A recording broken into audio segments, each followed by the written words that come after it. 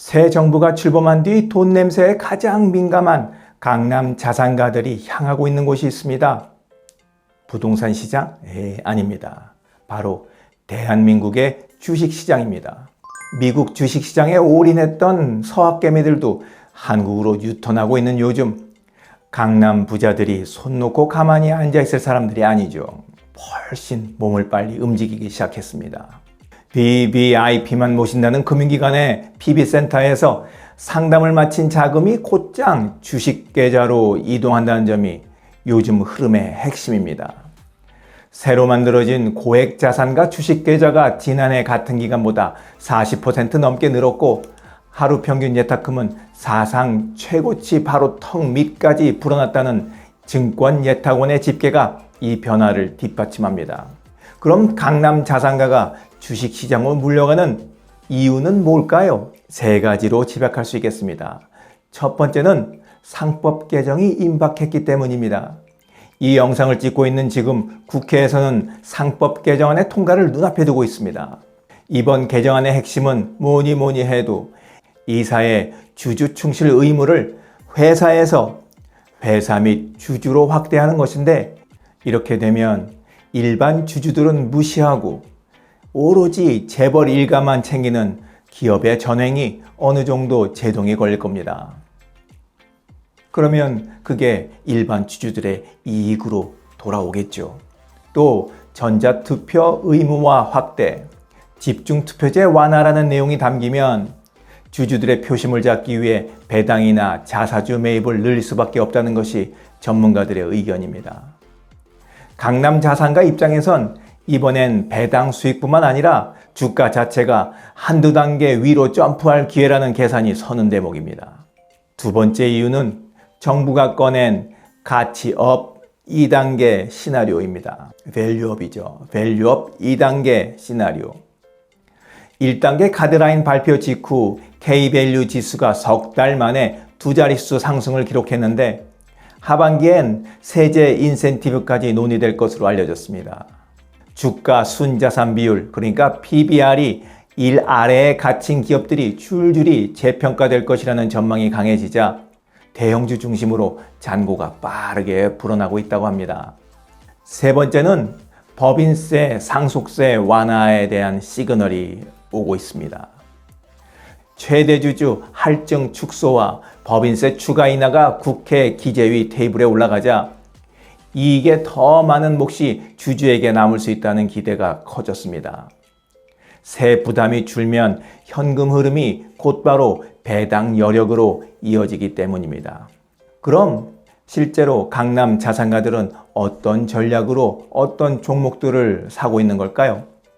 PB미팅에서 가장 많이 회자되는 투자 전략은 60, 20, 20이라고 합니다.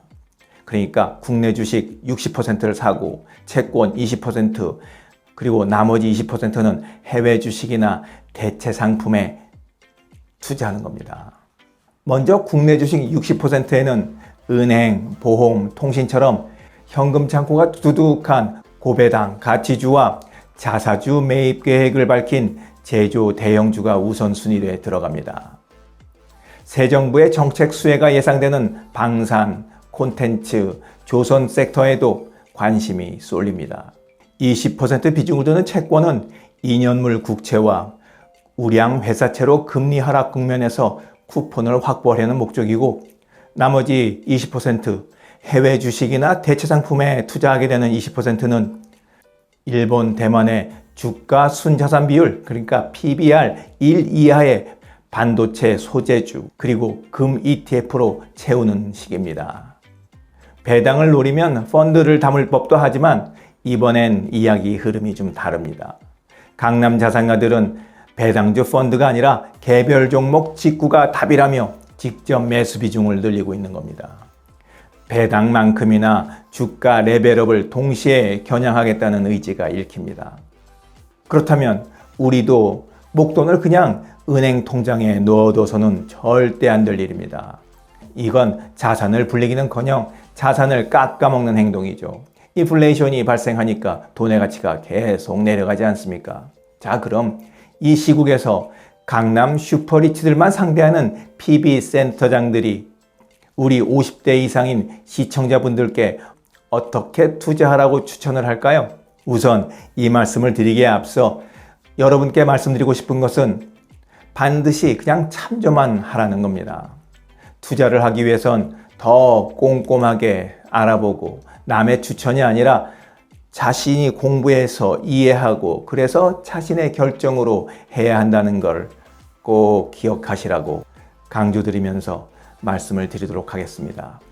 5060 세대를 위한 PB의 추천. 첫 번째, 은퇴를 앞둔 5060 세대의 경우는 자산의 대부분이 부동산에 집중된 경우가 많습니다. 이들은 다른 직장에 취업하거나 자영업을 시작해야 할 수도 있으니 은퇴 후 퇴직금과 금융자산의 수익률에 민감할 수밖에 없죠. 그래서 김영심 하나은행 클럽1 PB센터 골드 PB 부장은 은퇴 이후 공적 자금을 받기까지 현금 흐름을 확보하는 것을 핵심으로 봤습니다. 주식은 성장주와 배당주를 적절히 배분해 은퇴 후 배당금을 통해 생활비를 활용할 수 있도록 고배당주 중심으로 투자할 것을 추천했습니다. 채권은 예금보다 높은 이자를 주는 일정 기간마다 이자를 지급하는 채권인 이표채에 투자할 것을 제안했습니다. 자, 그럼 다른 분은 어떻게 추천할까요? 5060 세대를 위한 PB의 추천 두 번째, 정선미 KB 골드앤와이즈 더 퍼스트 반포센터 부센터장은 목표 시점 펀드가 TDF를 추천했습니다. TDF는 투자자의 은퇴 시점을 목표로 생애 주기에 따른 자산을 배분하며 운용사가 포트폴리오를 최적화하는 펀드로 알려져 있습니다.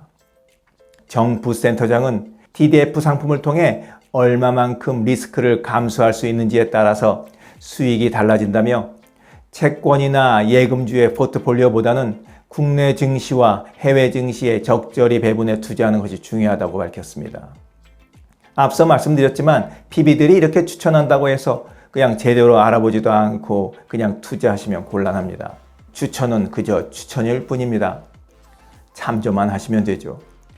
강남 자산가들의 자금이 주식시장으로 대거 몰린다는 건 단순한 묻지마 투자가 아닙니다. 정책 변화와 기업 지배구조 개선이라는 구조적 모멘텀이 보이기 때문에 움직이는 겁니다.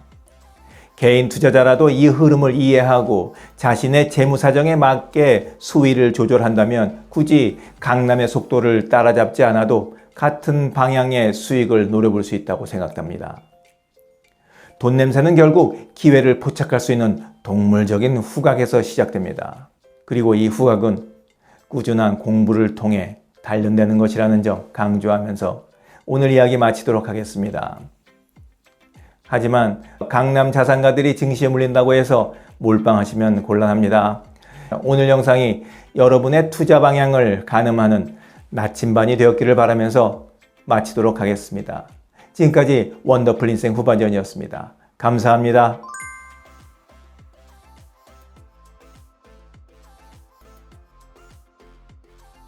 가깝지도 않고 멀지도 않은 친구분들이 필요하십니까? 그리고 오지랖 넓게 참견하지 않고 그저 응원과 격려를 해주는 친구가 필요하십니까?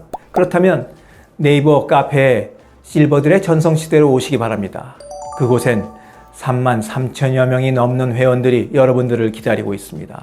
댓글 맛집으로 이름난 네이버 카페 실버들의 전성시대에서 만나 뵙겠습니다.